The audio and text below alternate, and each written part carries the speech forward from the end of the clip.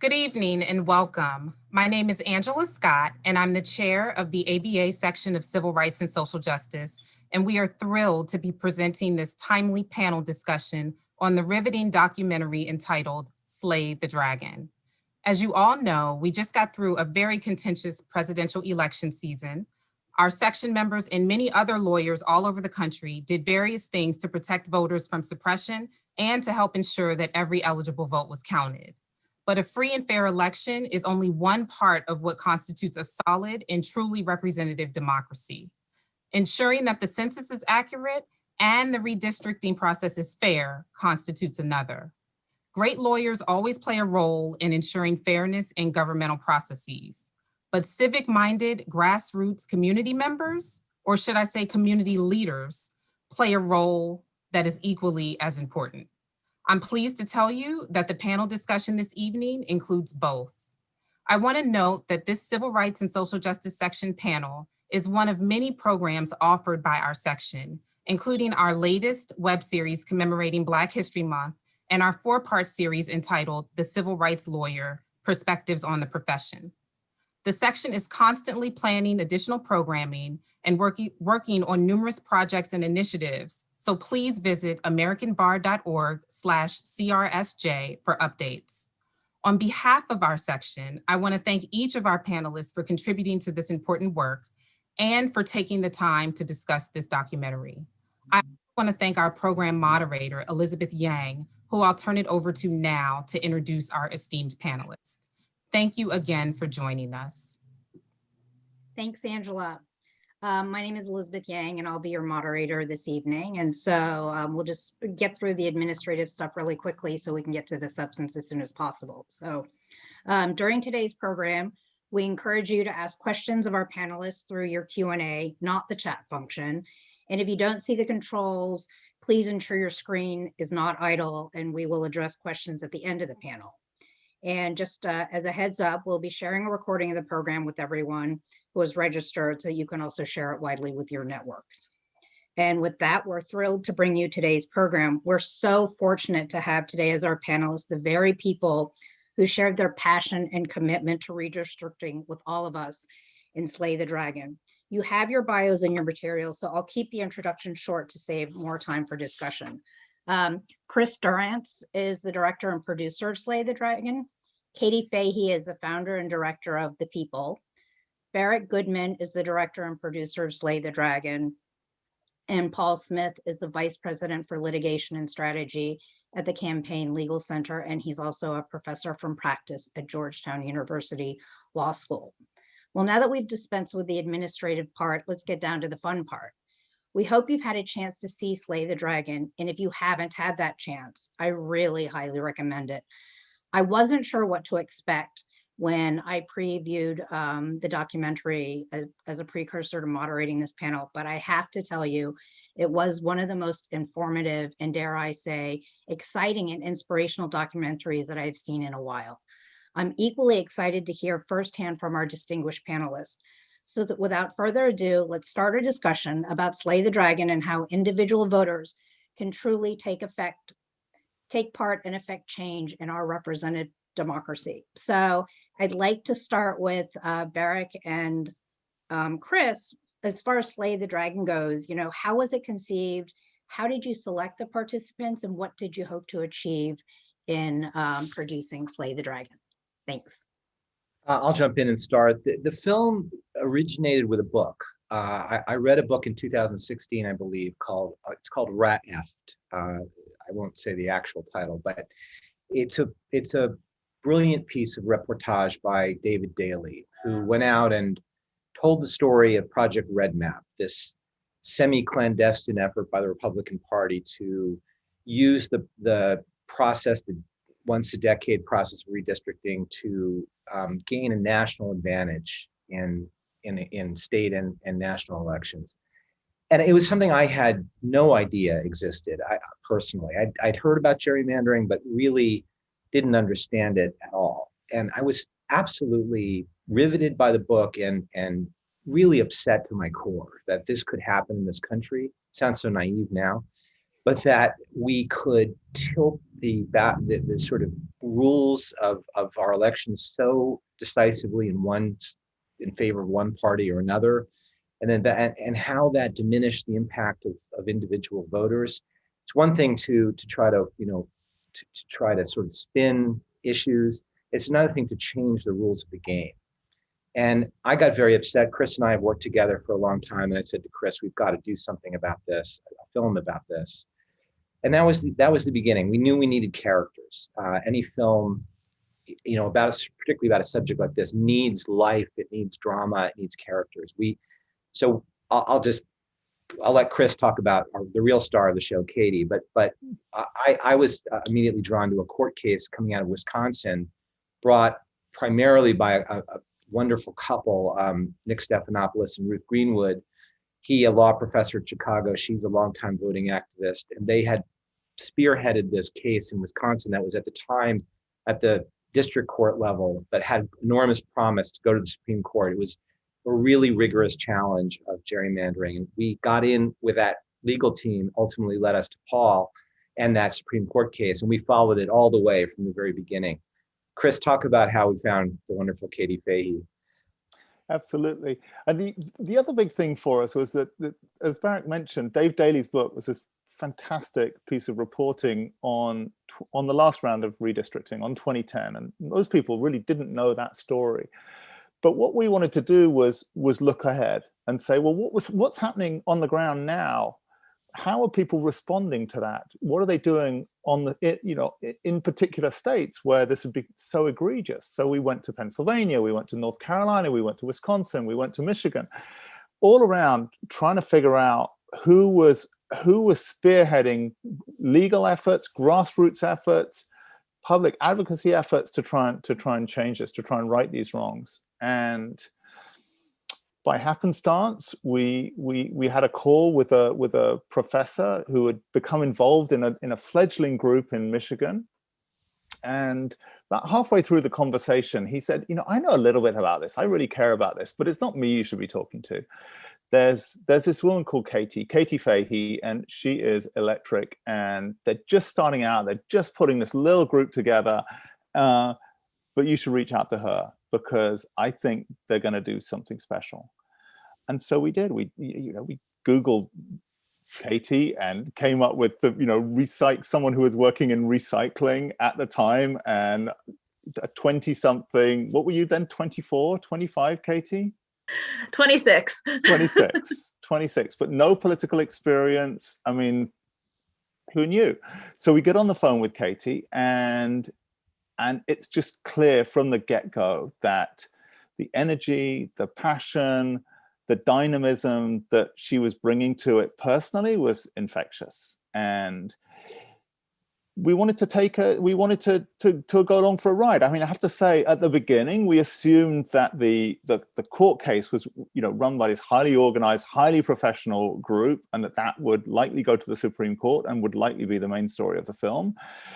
And that what Katie was doing would be a fascinating and fun failure story, but probably a failure and probably a bit of a sideshow. And little did we know how things would turn out.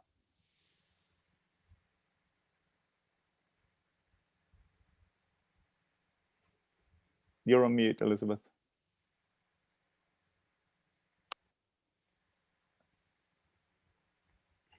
Sorry. Well, that was a great introduction, and what I'd love to move to now is to talk to Katie and sort of talk about Michigan in the group that you started then, Voters Not Politicians, and sort of to ask the question, why and how did you do it, and what kept you going? Because your story is truly so amazing in this documentary. So please share with us. Thank you. Yeah, thank you. And I totally remember that call from Chris and Barrick, and I was like, oh my gosh, there's a possible documentary. And you guys were like, we're talking to people in North Carolina, so it might not work out. But it's just crazy to think back to those moments. And I think you see some of it in the documentary too, like when the news is talking to us and they're just this skepticism, I totally get it. A Facebook post leading to amending a constitution with thousands of people, it doesn't happen every day. So for me, my background is in environmental sustainability. I've worked in the grocery industry. But I always paid attention to politics. And in particular, I always found like it was important to vote. I really cared about local races, like in Michigan, we vote on our county drain commissioners, and there's like a really hot race in 2016, and trying to get all my friends to watch it. But it was more about just the act of being a citizen. What does that mean? What does that look like? And in 2016, Michigan was really interesting. A lot of my friends and family aren't like me and don't necessarily care about the drain commissioner. But in 2016, that was changing. I was at a family birthday party and I overheard people debating the policy differences between Hillary Clinton and Bernie Sanders and Trump, President Trump on childcare. And I was like, what? All of you guys have looked it up and you're not even registered to vote? It was just so interesting. And what I started to see is that especially Bernie Sanders as well as Donald Trump were really speaking to people who felt like the system was rigged and that we had to do something really drastic in order to actually get representation. And for me, I remembered learning about gerrymandering. It was one of those things that in Michigan consistently seemed like it was a root cause of frustration. The Flint water crisis, which the documentary covers really well, the emergency manager law that the people of Michigan actually repealed. We voted overwhelmingly to get rid of it just for our legislator to find a loophole. And then as part of that loophole, and the documentary doesn't talk about this, but basically it was that if you put any kind of appropriation on a bill, citizens can't repeal it. So every single law that started being passed by our legislature would have $1 associated with it, or $100 or whatever. And just as like somebody just out of college, looking and seeing that our government has such disdain for us as just regular citizens that we can't be trusted to know what we like and don't like, it just rubbed me the wrong way. And so when I was talking to my friends about why they don't vote, I didn't necessarily blame them. I was like, there are plenty of reasons why. Actually, there's many people putting a lot of energy towards you having less of a say. But I couldn't keep going to work knowing that like the Flint water crisis had happened and there were children who couldn't go to school and use their drinking fountain, and that there was an accountability and that there was nothing preventing something like that happening again. And that's really at the root of kind of that, seeing my friends and family and just putting a Facebook post. I do not often think that my Facebook posts are going to lead to anything. I don't have a particularly large following, but I just threw it out there to say, like, does anybody else feel like we should actually like address these structural issues, even if they aren't the sexiest topic? And to my surprise, thousands of people did. It actually, for the most part, my Facebook post got shared in a bunch of different groups, and it was complete strangers messaging me saying, hey, I have cared about gerrymandering for a long time. I've always wanted to do something about it. How can I help? And that's when I really saw there was a difference, that people were also feeling like me. I wasn't alone in my frustration. I wasn't alone in my like, I'm really sick of complaining about this and I actually want to change it. I actually want to be able to get accountability from our government. I want a system that I can have pride in. And then I Googled, how do you end gerrymandering? So that was great. And I had known about the ballot initiative process in Michigan, but really seeing that we had that form of direct democracy was so important. Writing constitutional language, gathering 315,654 registered Michigan voter signatures in 180 days, and then getting at least 2.5 million people to vote yes on supporting this. I mean, it was all very overwhelming, but the fact that we actually had a path where we could maybe do it, and I felt like, at the end of the day, the people of Michigan don't want this. That's their right. That's why I wanted democracy. I want the people to actually be able to decide. But it seems like a bunch of us might want to. And so thankfully, there were all these amazing people who just started volunteering, and we started figuring out who has what kind of expertise. Nancy Wing, who's the president of the executive director of Voters Not Politicians right now, was an environmental lawyer, but she started figuring out how do we have thousands of people participate in crafting constitutional language instead of just a couple. Jamie Lyons-Eddy was a former engineer and a teacher, and she tried to break down, okay, 215,654 is a lot of signatures. How do we actually make it? What would that mean for one person? Like, let's say we can get 10 a week. How many people do we need? We did the math to make that work. We had a wood carver who ended up cutting our clipboards so that we could make them for 10 cents each instead of $7 each. Amelia Keelone was working for Ford as one of their marketing folks, and she could do a website and figure out a way to get us organized with thousands of people who could only volunteer at 4 in the morning or 8 a.m. And how could we actually work and connect in this time on top of our day jobs? And just once you started seeing that action, you started seeing people connecting. That's when I knew, like, even though everybody was telling us it was impossible, everybody was saying this issue is way too complicated for people to understand, I felt like I knew what democracy actually was. Like, I was like, I feel like this is how it's supposed to be. You're supposed to bring people together who have a shared goal of wanting a system that works and thoughtfully listen to each other, purposely seek out the opinions that aren't at the table. The movie shows this, where we're doing those town halls across the state. In Michigan, we have the Upper Peninsula. We do our hand. I don't know if every state does a hand to point where you live, but there's the Upper Peninsula attached to Wisconsin. And it's really rural. And one of our first members in our group said, you know, I feel like our voices, because we live in a rural part of the state, are never listened to in the policy process. And if you guys are going to do that too, then I don't want to be a part of this, and I'm going to vote against it. I was like, whoa, I do recycling for a day job. I've never dabbled in creating policy, but you know what? That's a great point. And so we held our first town hall in the Upper Peninsula. It was the first ice storm of the year. It was standing room only. In a town that has several thousand people as a population, we had 70 people on a Saturday for a group that was just all because we were giving people the chance to actually have their opinion heard.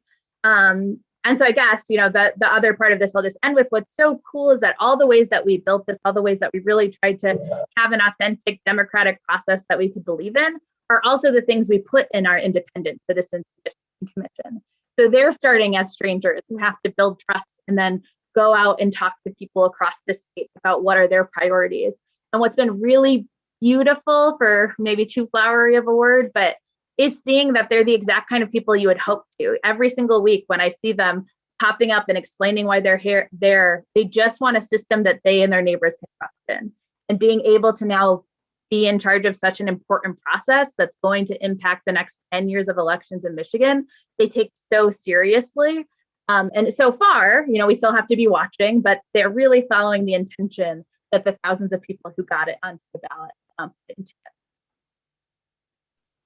That's so wonderful to hear. And your enthusiasm is just, it's wonderful. And so now I'd actually like to turn to Paul Smith and sort of talk about what legal challenges and obstacles, as we know, remain, and sort of talk about maybe how we've gotten in the process to where we are now vis-a-vis redistricting reform. So Paul, if you wouldn't mind. I'll start off, Elizabeth, with how we got to where we are now. It's a bit of a long story. I've actually had a fairly frustrating time with this issue of partisan gerrymandering, trying to get the Supreme Court to do something to meaningfully limit it. The oddity of it is it stretched over 15 years and through 4 different cases, because the Supreme Court would never quite make a clean ruling on the issue, either for us or against us. At least the first 3 of those 4 cases, starting out in one in 2004, a Pennsylvania congressional district map, which was kind of an egregious gerrymander. And the funny thing about it is there's never really been much dispute about whether partisan gerrymandering is unconstitutional. It pretty much has to be. It's a deliberate decision by the government to decide in advance that some people's votes will count twice as much as other people's votes because the government likes some people's political views and not others. Or to put it another way, it's a decision, the government deciding in advance who's going to control the congressional delegation or the legislature, regardless of how the people vote. That can't possibly be legitimate in our democracy and under our Constitution. And the justices haven't ever really disputed that, at least not very much. Instead, there's always been justices going back to the 80s who have said, this problem is just too hard for us. We just don't think we can figure out how to establish standards. So we're just going to let the political process go its own way. And so that camp was always there. They didn't get 5 votes until the final losing decision in 2019 in that Rucho case out of North Carolina. But the thing that was so interesting about how we got through all this was the reason that it took so long is Justice Kennedy kept not wanting to decide this issue. He had this kind of Hamlet approach to the issue. He didn't quite want to say gerrymandering was without any kind of judicial remedy, but he didn't quite want to say what the standard is so that we could effectively police it. So we kept finding ways to punt in 2004, again in 2006. And we kept improving our arguments, trying to give him better standards, clearer standards, better ways to establish a constitutional limit on this really odious practice of biasing the democracy on purpose. And the real high watermark of the effort constitutionally was the one that gets documented in the film. Wishing the outcome was a little better, but the documentation of it was beautifully done. It's not easy to make a movie about a Supreme Court case with just showing the lawyers. But that day when we argued the Wisconsin case, we had the perfect case, we had the perfect trial record, we had a wonderful decision below where we had prevailed. And there really was no doubt that this Wisconsin legislative map was horribly biased. It had been in place for nearly a decade, and every 2 years, didn't matter whether the Democrats got most votes or the Republicans got most votes. The Republicans always had more than 60% of the seats. It just didn't matter. The voting was irrelevant. And so get up to argue, and everybody's eyes are on Justice Anthony Kennedy, the deciding vote. And everything went as well as it possibly could. He was all over the lawyers for Wisconsin trying to defend the map, asking them really hard questions about why it would be legitimate for the government to set out to bias the elections. And just seemed very disgusted with them. And then when I got for my argument, he didn't say one word, didn't ask a single question, no comment at all. And so we went away thinking we have our fifth vote. We're finally going to get this done. And somehow or other, the Chief Justice persuaded him in the next week or so to punt again. They ruled on this sort of silly standing argument and sent us all back to redo the litigation of the case one more time.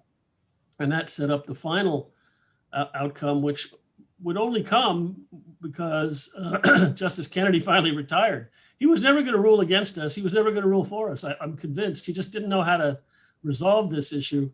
And so eventually the time just ran out. And it ran out just at a time when we had the most effective ways of proving how biased maps are. The state-of-the-art technique now is to take every standard that the state wants to use in drawing its map, keeping communities together, compactness, whatever it might be, feed that all into a computer and have the computer run 10,000 or 50,000 random maps.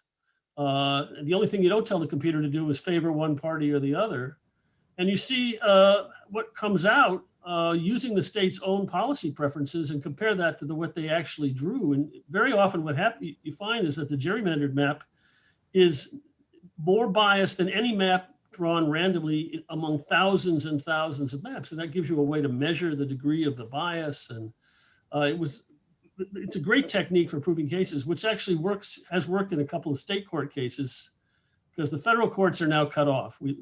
After Rucho, the Supreme Court has said, we do not think that we have the capability to enunciate clear enough standards so that we can litigate these issues in federal court. But the state courts can still do it and have done it in North Carolina and Pennsylvania. And you'll see more of that coming up after the new round of remapping happens in 2021. And the whole process of fighting gerrymandering will start all over again. I think I'll stop there, Elizabeth, and see if we can. Perfect. Thank you very much. So now that we've sort of had a time to sort of set the stage for where we are right now, I sort of heard a lot of what you all were saying, and I can hear about the frustration and the sense of injustice and the fact that that it defies democracy. And I think what a concern for a lot of people is when, sort of as Katie alluded to, when people feel like this, there's a sense that it denigrates our representative democracy, right? If people feel like the process is either rigged against them, or if they just, also to what Katie alluded to, if they vote on something and yet all of a sudden what they voted on isn't what is happening, we have to work so hard to protect our democracy. And I think some people, they think of the word democracy, and what they don't realize is the United States is actually a representative democracy, right? And so a part of that representative democracy is we really want to make sure that everyone has some sort of representation, which is why I personally was so touched by Slay the Dragon, because it's an issue that I think some people don't understand. So we're so pleased to have this discussion to really talk about the fundamentals of redistricting and what people can do about it. And so what I'd like to do now is sort of spend some time talking about next steps and the path forward for redistricting reform. And so again, I'd like to go back to Chris and Barrick and sort of ask you, where do you think, what you played such a great role in Slay the Dragon and putting that issue out? What are next steps for you going forward? Because this was truly, I think it's a game changer, the more people that can see this. Well, I'm always optimistic and hopeful, maybe to a fault, but I do feel that, one of the sort of hidden benefits of the last year of our political life has been to wake people up to the fact that our democracy is fragile and does need safeguarding. And I think those of us who took for granted that democracy worked essentially almost on autopilot are disabused of that fantasy. And so I think more people will come out like Katie and Katie's wonderful colleagues did in Michigan to take the affirmative steps, to stand up and say, no, we are not willing to tolerate a system in which a handful of incumbent elected officials of either party protect themselves, protect their own interests at the expense of the voters' will. That's just not going to fly. And you see that. I mean, there has been progress even since our documentary. North Carolina's state Supreme Court ordered their districts redrawn. Pennsylvania, the same thing. Now, those are all going to be, the limits are always being pushed. These legislatures know no shame. They will continue to, even in Michigan, to try to undermine the will of the voters continuously. So it requires vigilance, it requires energy, it requires people like Katie, leaders who can galvanize people. But I do think the blinders have fallen off to some degree. And I'm hopeful, therefore, that people understand more about what gerrymandering is and will just not tolerate the kind of closed door behind the scenes monkeying around with maps that lead to a distorted outcome. Chris? Yeah, absolutely. And the other thing I think that for both of us was really exciting was to see in Michigan and in other states where there were moves being made, serious moves on the ground being made to reform this, was it is genuinely a bipartisan issue. I mean, when you look at Katie, when you look at what happened in Michigan, the counties that she won, the spread across the political spectrum that really made her victory so overwhelming, it's because it came from not just the Upper Peninsula, but it came from all sorts of people who had voted Republican all their life or voted Libertarian or had come out of the Tea Party movement. There was an effort and we showed this in the film, there was an effort by the local Republican Party, by the local grandees in Michigan to paint this as a Democratic Party effort. But people on the ground saw what it was, saw that insiders were basically gorging at this trough, benefiting only themselves, and they were disgusted by it. And that's why they voted in overwhelming numbers for it. And so you saw efforts in Arkansas, you saw efforts in, was it Wyoming? I think, was it Wyoming, Katie, do you remember? Anyway, states that you wouldn't traditionally think of as places where there are burgeoning reform movements. That to me is really, really exciting. And there are many, many states. I mean, it's not every state, but there are many states where they have state constitutions that are much stronger on voting rights than the federal constitution. And I personally hope that citizens and lawyers come together in those places and really push for those rights to be exercised. I mean, it's pointless having it in a written constitution if it's not enforced. So in addition to these grassroots movements, and Katie, I hope will talk about her current effort, The People, and how she's bringing democracy nationwide through that grassroots group. But I hope that the legal profession really embraces the opportunities in the 24 or so state constitutions to really ensure that our our voting rights are respected. There are 160 bills, I think I was reading from the Brennan Center, 160 bills in state legislatures trying to restrict voting rights after this election. This year it's hugely important. The fight for voting rights, and it's all of a piece of the voting rights. And as Paul said, it's all about making sure that some people's votes count more than other people's. And gerrymandering is one hugely important, but one part of this. And I think we have to be vigilant and galvanize what we can in the grassroots arena and in the legal profession to ensure that our voice is heard. Thanks. And that's actually a perfect segue for my next question, which I'd like to pose to Paul. You know, what legal obstacles remain? You mentioned that you spoke a little bit about that before, and sort of what role can the legal community play in redistricting reform going forward? So, and then I also, this is sort of a new question, but I maybe you can analogize a little where we are in redistricting reform if we listen to the Supreme Court, who basically it becomes a standing issue, and that's why they didn't want to consider the earlier case.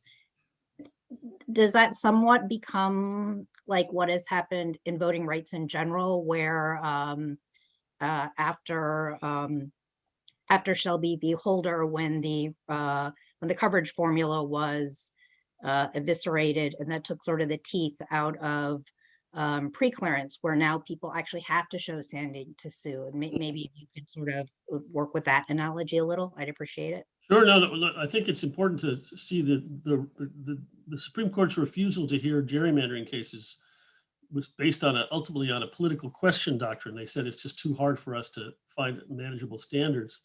But that holding has to be viewed in the context of the other things that the Supreme Court has done in the last 10 years to hurt the voting rights of the American people. Shelby County being the most important, because it took out the single most important part of the Voting Rights Act, but other cases as well, including the Crawford case, which upheld voter ID laws that were clearly designed to disparately burden certain types of voters from voting. It is an unfortunate fact that the court has not been positive on promoting democracy. It's been the opposite.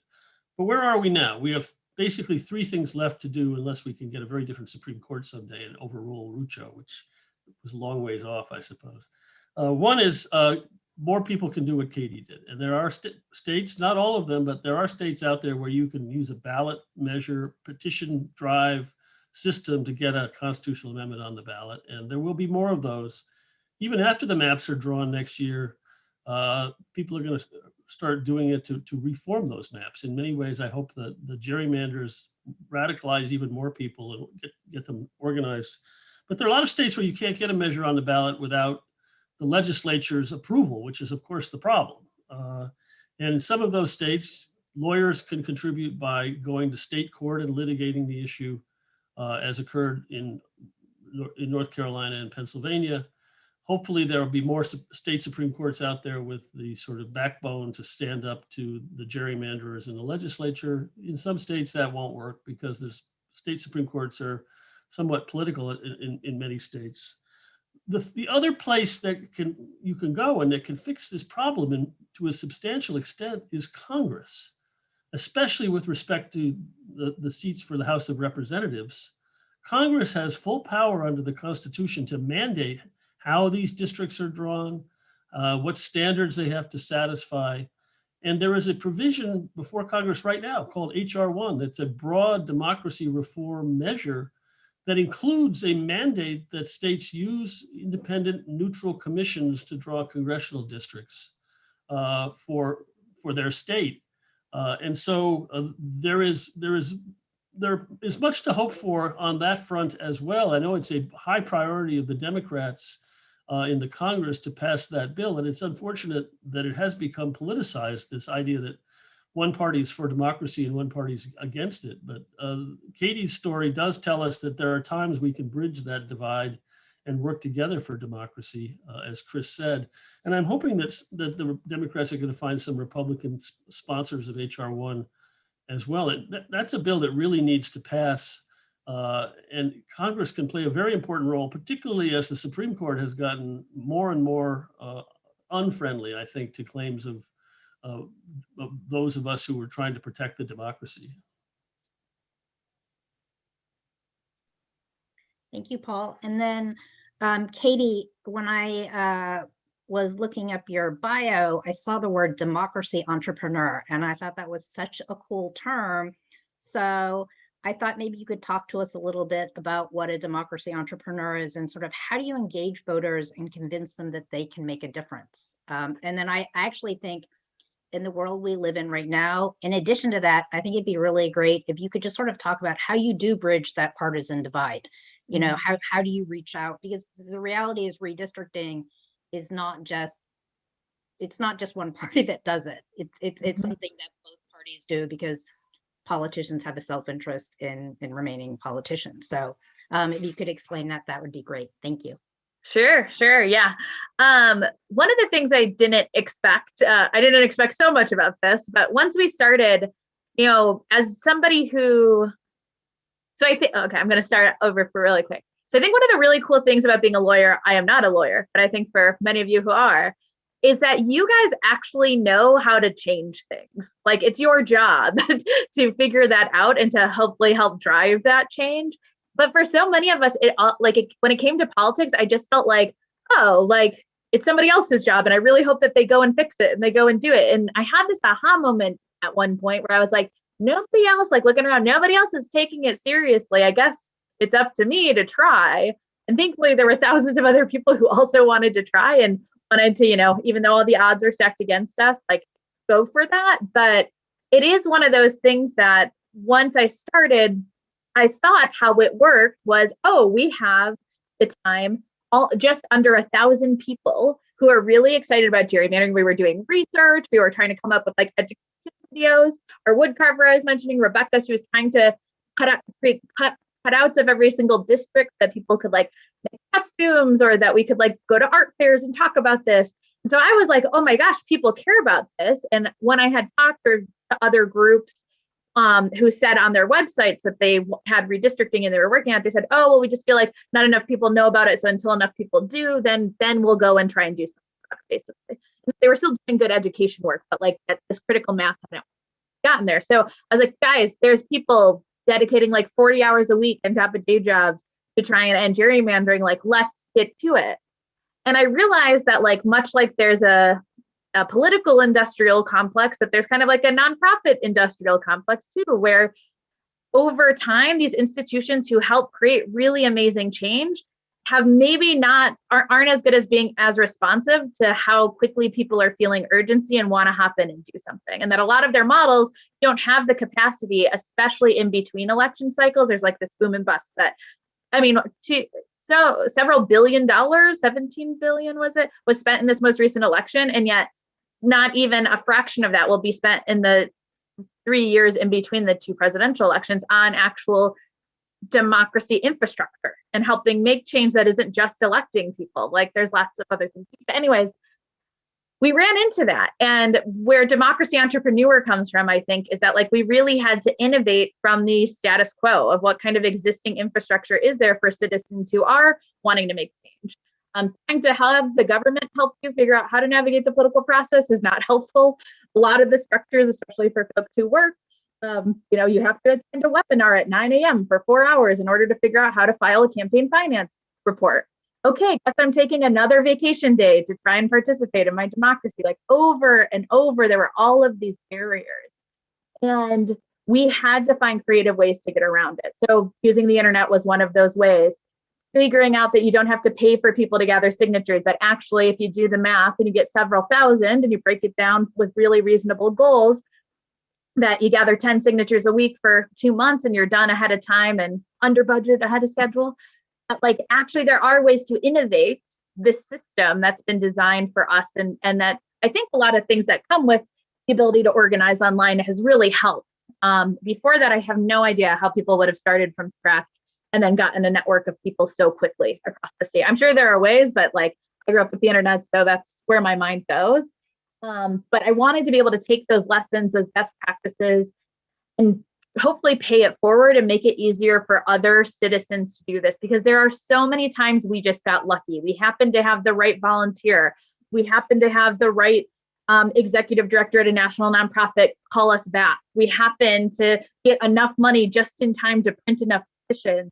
And it felt like it's already hard talking to people, millions of people, about gerrymandering and what it is, that it's broken and that we can fix it, let alone having to build an entire infrastructure that somehow can, raise $17 million in 2 years and spend that money and be successful at it and still make it so that the intention of the law, the ability for citizens to, when there's something so egregious or something they feel so passionate about, they actually have a pressure valve to bypass the legislature. Shouldn't be used all the time, but that there is that fail-safe in our state.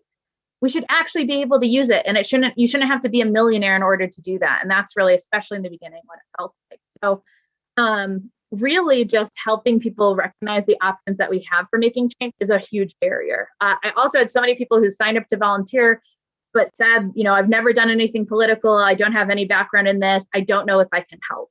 And that's a huge mental story we tell ourselves, that, because we aren't experts, we can't participate in our democracy. And especially when it comes to redistricting, the solutions, even the way that you help build up a better court case, are people showing up and advocating for what kind of representative democracy they want. What would representation look like? Which is at the core of what's so beautiful about America, is that we should have a person who knows our community, who's advocating for us in our state capital, in Washington, D.C., that even though I live in this small community that loves cherry farming and we care about water and we care about, fish, being able to go fishing or whatever, that actually could have a say and have some kind of influence in our government. And that is completely what is lost with gerrymandering. So a big amount of what we can do right now is really helping people understand, what can you say and how can you get involved in the process? How do you talk about representation? How do you even figure out what committee hearing is happening that you have to go and talk about representation? And how do you help people not feel intimidated to do so? There's so many, going to the Supreme Court, which the Michigan Supreme Court was wild. I know you guys get to go to courtrooms all the time, but I had never been. And it was just to see all of it, to see the justices and how snarky they were, and they were burning each other. It was amazing. And I was like, it should be a reality TV show. I digress. But those kinds of things, also matters to the system, the amount of participation we can raise. So I got to talk to one of the Supreme Court justices afterwards, who was one of the deciding factors in us being able to remain on the ballot. And they mentioned that the only day the Michigan Supreme Court had been filled in all of the 2018 cycle had been the day that our petition was heard. And she said, don't think we didn't notice. We clearly knew that this was being driven by the citizens, that when it came to our Constitution and it being very clear about the citizens being able to have this process, we saw that we could tell it was different. And the Board of Canvassers, which is a smaller body that just approves your petition language, they brought their kids to one of the meetings because they were normally people don't know who we are, and there are hundreds of people here, and this is cool. Look, my job is cool. And those kinds of things were just not only refreshing for us, but I think you can see it in the political reporters over time, that they were reimagining what democracy can look like, what participation can look like, is at the core of so much of this. So it's really exciting, as Chris was mentioning, so many states have started ballot initiative processes. Unfortunately, because of COVID, there were 8 different states who started it. Some of them were Oklahoma, Oregon, Nevada, Arkansas, and most of them weren't able to, at the end of the day, qualify or got thrown out on a technicality, which is part of the problem with the way some state Supreme Courts are elected, that you can have partisan influence instead of things being decided based on what the law is. But a shining example of a success is actually Virginia, where the legislature took bipartisan support and had to put up a constitutional amendment to the voters, and that was decided. And so now citizens, for the first time ever, actually at the table for the Virginia line drawing process. Now, what's interesting about that is it's because they were a purple state, and everybody was scared for their own self-interest that the other party is going to go and attack them. And so, especially in states where that may be the case, I think that's one route that we could go. Also, when it comes to redistricting, who draws the lines, what criteria are used to draw the lines, and then what's the actual process for how that line drawing happens are the three main categories I think of for how you change things. So most politicians are not going to change the who. They would like to stay in charge of that.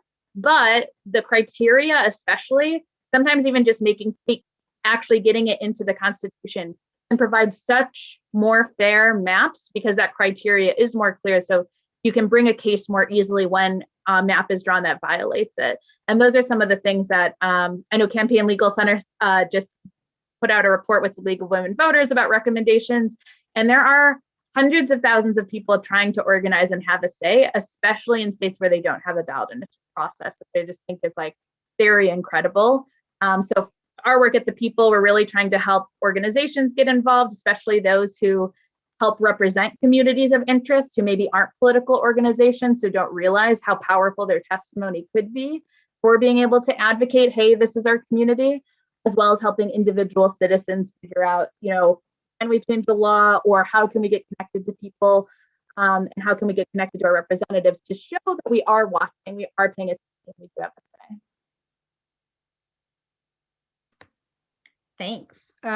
So I'm looking now at the Q&A, and there are quite a few questions there, but I thought perhaps before we move to the Q&A, if I would give you each, about a minute or so, just to make a closing remark before we start answering the questions, because I think probably after the questions, since we're unfortunately time limited to an hour, we'll have to stop. But Paul, I'll start with you if you have any closing remarks you'd like to make. Sure. Thanks, Elizabeth, for your moderating and helping us tell this story, which we appreciate.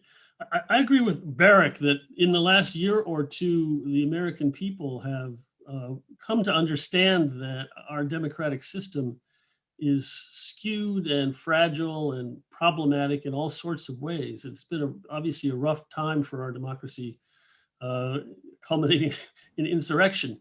But this issue of gerrymandering is caught up in a lot of people's minds with other aspects of the way our system works that allows minority control of the government, the electoral college, the way the Senate is designed. There's an awful lot of recognition that we need to do some repair work. It is not easy to do, particularly if you're talking constitutional amendments, but there's much that can be done at the congressional level, at the state level. And I think while it's going to be a long slog, given the Supreme Court's refusal to provide its sort of magic bullet, this issue will continue to be an important one. And I think we will continue to make progress going forward. Thank you, Paul. And then Chris, just wondering if you have any final thoughts. Sure, absolutely. Thanks so much, Elizabeth. This has been just wonderful. I mean, to me, we all wear two hats here, and so to the lawyers out there, please get involved and use your skills to bring about change at the local, at the state level, if you can, and then as citizens. Paul mentioned HR1, mentioned that hugely consequential bill that's sitting in Congress, drafted. Gerrymandering is a part of it, a huge part of it. It's not the only thing. But as citizens, get involved and make that change possible. Those really would be my two final messages.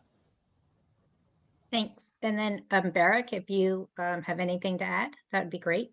Just one thing, which is that what was really so inspiring about making our film was that we got to see how this profoundly undemocratic process was overcome by the most pure form of democracy, which Katie and her cohort embodied.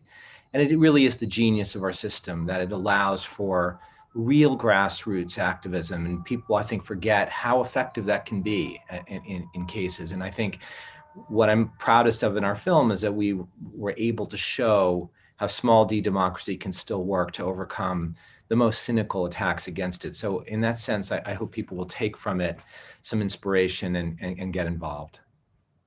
Thanks.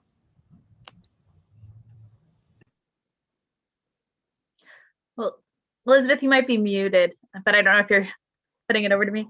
Sorry, I was. We'd love to hear more from you and not from me, which is probably why I say.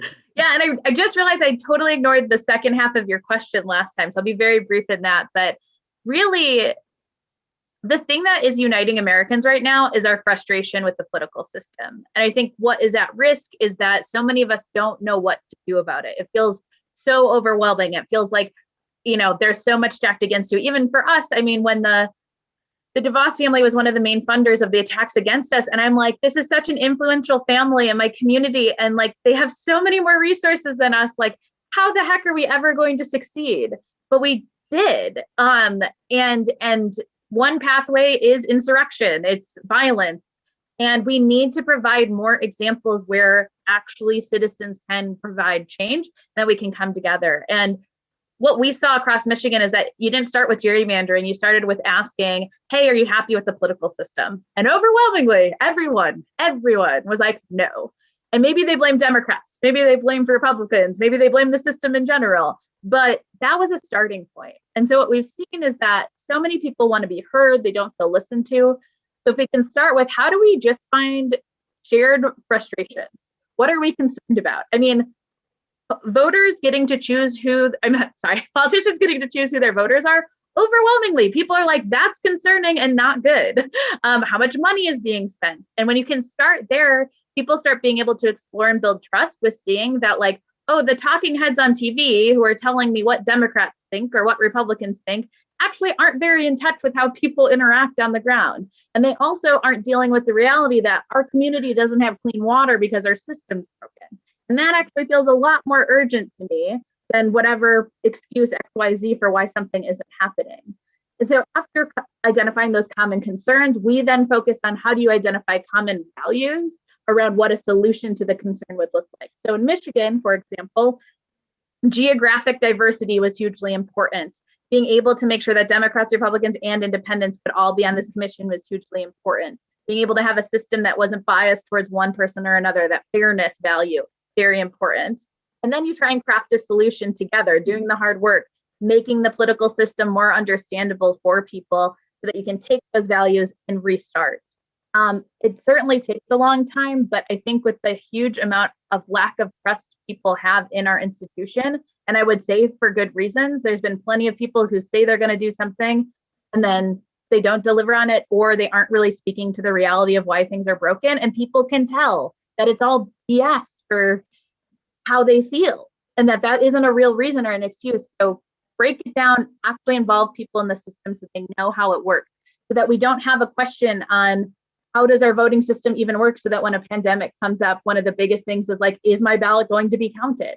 That's ridiculous that so many of us don't know how the system works. And so by doing that, having citizens actually create the system in the country they want to live in, rebuilding these structures, that's not only how we can bridge divides, but I think how we will in the long term actually fix the system. And I see it every day, that there are people concerned on both sides in the middle, and that they're so hungry to actually do something about it and fix it, even if in the beginning we all start really skeptical of the other, like who else is here, but you take the time, you can build that.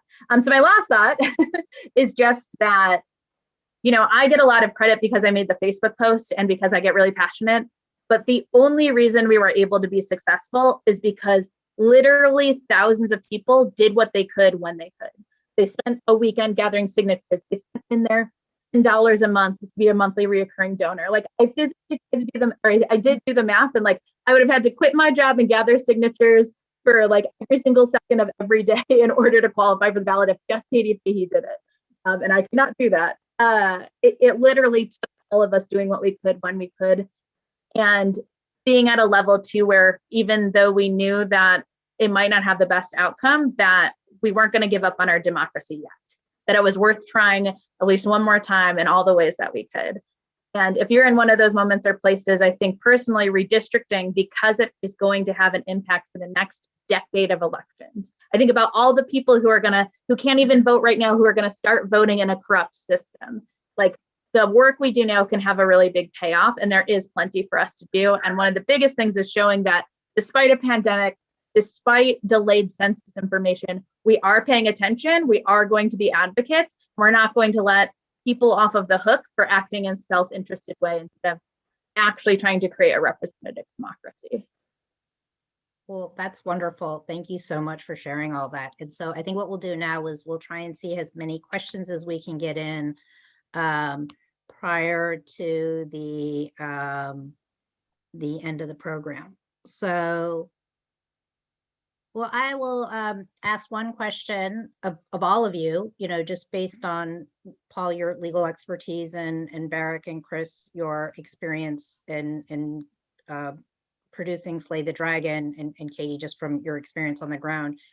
One question is from Wendy Mariner, who's a former immediate past chair of the section. What are the odds of passing the For the People bill, which includes restrictions on gerrymandering?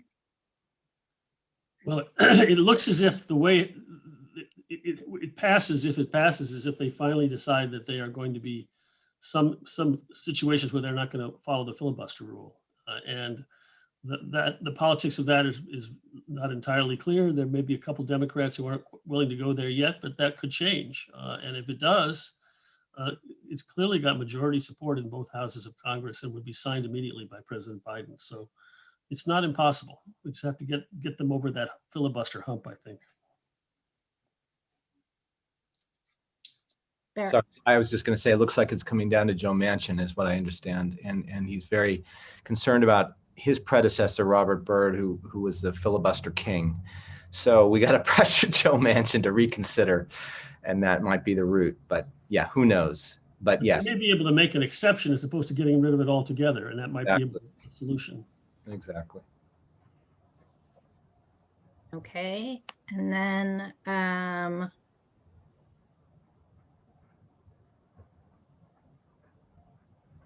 one question is actually, sorry, this question is for Paul.